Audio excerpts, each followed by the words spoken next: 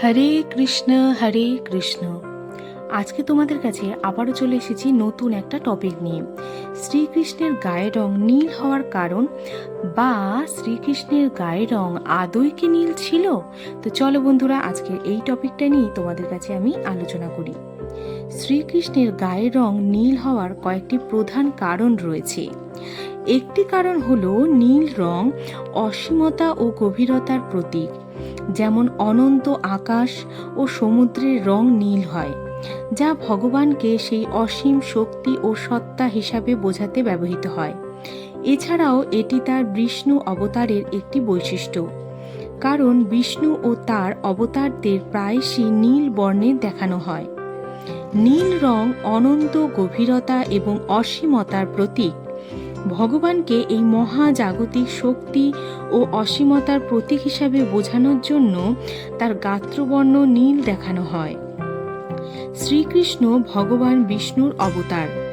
বিষ্ণুর অনেক ছবিতে এবং মূর্তিতে তাকে নীল গাত্রবর্ণের দেখানো হয়, তাই তার অবতার হিসাবে শ্রীকৃষ্ণকেও একই রূপে চিত্রিত করা হয়েছে। অনেক সময় মনে করা হয় যে কৃষ্ণের নীল রং তার দৈহিক দেহের নয়, বরং তার আধ্যাত্মিক দেহের প্রতিফলন।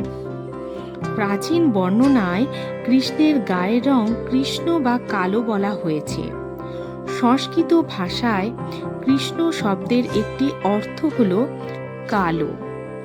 শতাব্দী ধরে মন্দিরগুলোতে দেব দেবীর চিত্র আঁকার জন্য গাঢ় নীল রং ব্যবহৃত হতো। এই রং সময়ের সাথে সাথে কালো হয়ে যায় এবং পরে হালকা হয়ে গিয়ে নীল বা গাঢ় নীল রঙে পরিণত হয়। তাই তার কালো চামড়ার বর্ণনা ধীরে ধীরে নীল রঙে প্রতিস্থাপিত হয়। অনেক সময় কৃষ্ণ এবং নীল এই দুটি শব্দের মধ্যে ভাষাগত ওভারল্যাপ বা সমন্বয় দেখা যায়, যা বর্ণনায় নীল রং ব্যবহারের একটি কারণ হতে পারে।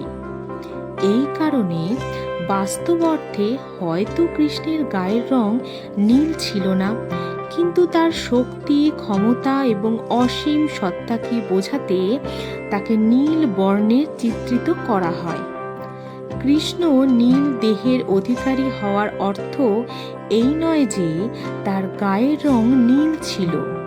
হয়তো তিনি কালো ছিলেন, কিন্তু যারা সচেতন ছিলেন তারা তার শক্তির নীল ভাব দেখতে পেয়েছিলেন, তাই তারা তাকে নীল বলে বর্ণনা করেছিলেন। কৃষ্ণ কে এবং তিনি কি তা নিয়ে অনেক বিতর্ক রয়েছে। কেমন লাগলো বন্ধুরা এই টপিকটি? অবশ্যই ভালো লাগবে। যদি ভালো লেগে থাকে তাহলে লাইক, কমেন্ট, সাবস্ক্রাইব করতে তোমরা কিন্তু ভুলো না, আর অবশ্যই শেয়ার করে দিও।